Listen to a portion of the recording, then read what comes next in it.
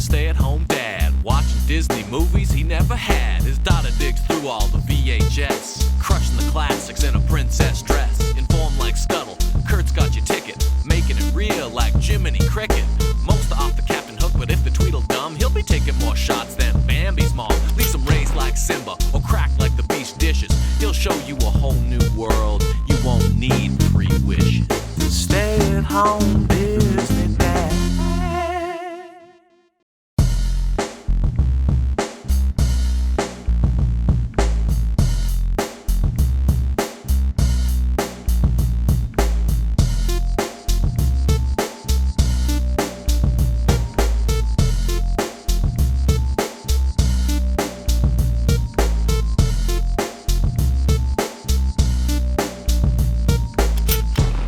Oh, it's Sing-Along Song September, the final week, and from digging through the bin of VHS tapes, unless someone gifts us a new one that we don't already have, this could be the final, Sing-Along Songs tape we ever review. We start with this epic 25 years of Disneyland graphic. It's awesome. This is Sing-Along Songs Volume 6, Under the Sea. Yeah, this could be the last time I'm going to hear this epic bass slap intro song. My child asks, how come the owl's always frantic and late getting ready? I tell her he probably has a child that makes him late for everything, and I don't think she got that dig, but I'm pretty proud of myself. How did they make a Professor Owl pop, but not one of the dunts? I would buy that 2-pack in a second. Owl pitches it over to Professor Von Drake. He's going to take a boat to see Ariel, and we jump right into Under the Sea, but they do the chorus twice, and it's really bizarre. The tape must have clocked in at 29:35, and they promised to hit half an hour or something, so they just looped the first verse of Under the Sea. It's very jarring when you're actually trying to, sing along. Because now I'm gun shy.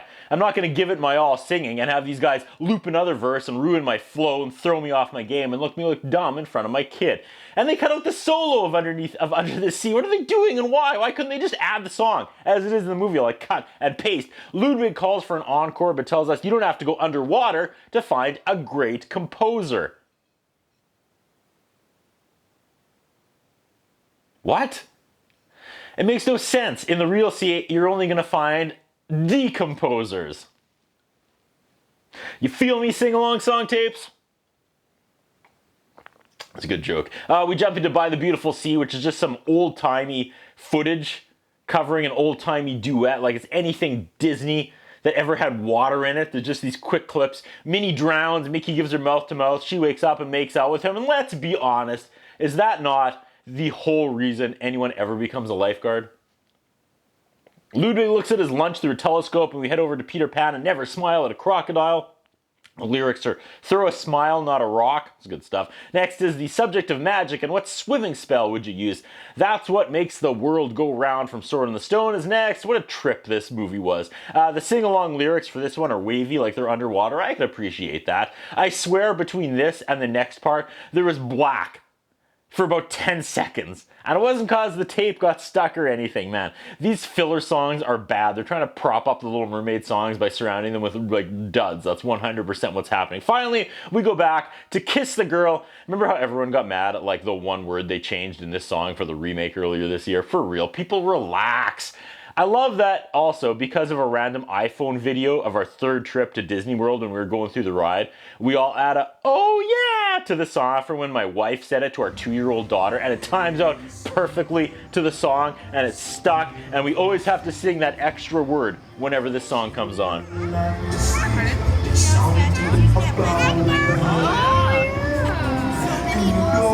And now you will too. What's her name? Oh yeah, he's guessing her name and he guesses Melody, which is funny because that's their daughter's name in The Little Mermaid too. My daughter points that out and I'm so proud that she caught that detail. This kid is amazing. But then she announces, you know what, Dad? I think The Little Mermaid 1 was better than 2. Thanks, honey. I was on the fence for a while. Next is Codfish Ball, another old-timey song with random footage slapped together. I could do without these. Speaking of these, the laziness continues with Sailing, Sailing, and Sailor's Hornpipe, which sounds like the punchline to a dirty nautical joke.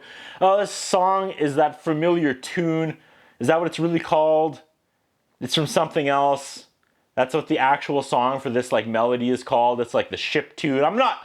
I can't explain it because I'm not gonna hum it, okay? Is it like a pirate jig? I have to move on, okay? I have to move on. I'm making it worse. Ludwig is just forcing all these connections between music and seamen. A Whale of a Tale is next. This is 20,000 Leagues Under the Sea. This guy is singing about banging the captain's wife, which is awesome. That song was like 60 seconds. Tops, just bam, bam, bam, we're off. Someone's Waiting for You from The Rescuers is next, and I still can't. This movie chipped away at the goodness of my childhood.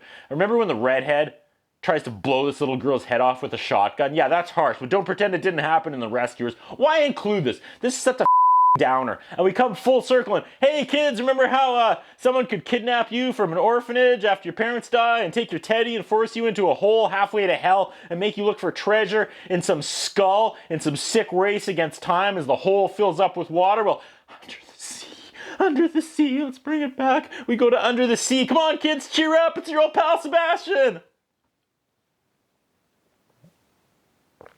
And Sing Along September is officially deader than my childhood after I watched The Rescuers when I was 4.